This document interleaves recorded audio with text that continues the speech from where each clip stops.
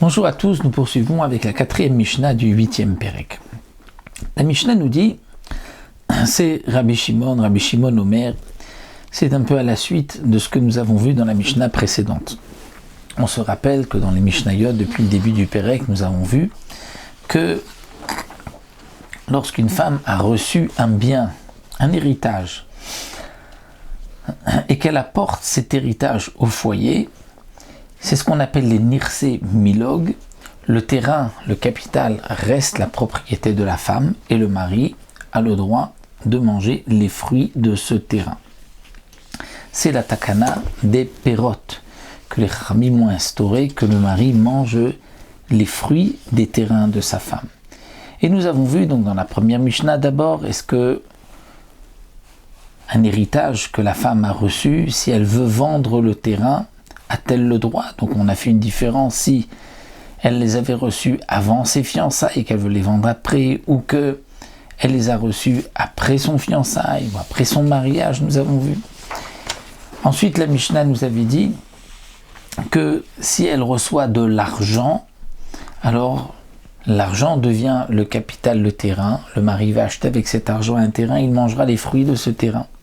Si la femme avait reçu un terrain avec des fruits, quel est le statut de ces fruits? Nous avons vu une marloquette entre Rab Meir et les Chachamim. Si les fruits sont détachés du sol, tout le monde est d'accord qu'on achètera un terrain avec le prix de ces fruits et le mari mangera les fruits de ce terrain.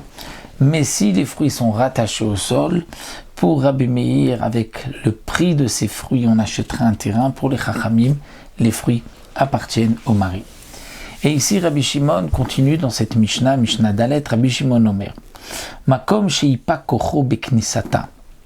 Là où beknisata, lorsque la femme se marie, yipa kocho, les Chachamim ont donné une force au mari, eh bien, ora kocho beitziata. En cas de divorce, eh bien, il perd cette force et lui va être, on va dire, le désavantagé au moment de la sortie, au moment du divorce. Mais inversement, makom sheora kocha beknisata, c'est-à-dire dans le cas où, au moment du mariage, lui n'avait pas une grande force, nous allons tout de suite voir dans quel cas, eh bien, yipa kocho beitziato, lorsque elle sort, lorsque il divorce, eh bien là, c'est là qu'il a plus de force, c'est-à-dire que lui va être avantagé. Comment? Perot amechubarim la karka.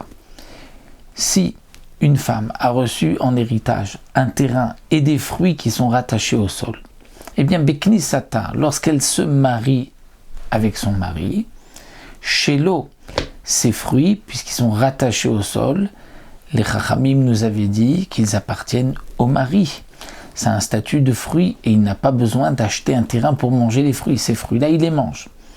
Mais beitziata, lorsqu'il sort, eh bien c'est Sheila, c'est à elle. Ça, comme l'explique le Barthénora, les Chachamim ne parlent pas de ce cas-là en cas de divorce. Les Chachamim ont dit que lorsque elle se marie, les fruits qui sont rattachés au sol appartiennent au mari. C'est ce que les Chachamim nous disaient. Donc, théoriquement, si ensuite il divorce, eh bien les fruits restent les fruits du mari. Eh bien là, Rabbi Shimon, lui, n'est pas d'accord et considère que s'il divorce, c'est pour elle. Donc, à l'entrée, lorsqu'ils se sont mariés, c'est le mari qui a eu plus de force, puisqu'il prenait ses fruits pour lui, n'avait pas besoin d'acheter un terrain et de manger les fruits de ce terrain. Mais en cas de divorce, c'est à elle. Donc, il a moins de force. Alors que, inversement, Atlushi Minakarka, les fruits qui étaient détachés du sol, lorsqu'elle a reçu cet héritage, Beknisata, lorsqu'elle se marie, Sheila, ça reste à elle, puisque nous avons vu que il devra, le mari, avec le prix de ses fruits, acheter un terrain et manger les fruits de ce terrain. Mais Beitziata, si elle divorce, alors Shelo, ses fruits resteront à lui. Donc ici, nous voyons que Rabbi Shimon fait cette différence. Théoriquement, là aussi, lorsque elle sort au moment du divorce, ça devrait être à elle pour les Chachamim, étant donné que c'était à elle lorsqu'elle est rentrée. Eh bien, on voit ici que Rabbi Shimon, lui, est en machloket et considère que Là où le mari a plus de force au moment du mariage, il en a moins au moment du divorce. Et là où il en a moins au moment du mariage, il en a plus au moment du divorce. Donc voici ce que nous avons vu ici dans cette Mishnah. Et Bezrat Hashem, on continuera avec une autre Mishnah, mais cette fois-ci, non pas si elle a reçu de l'argent ou des fruits, mais si elle a reçu un héritage des esclaves. Qu'est-ce que l'on fera de ces esclaves? Ça, nous le verrons Bezrat Hashem dans la prochaine Mishnah.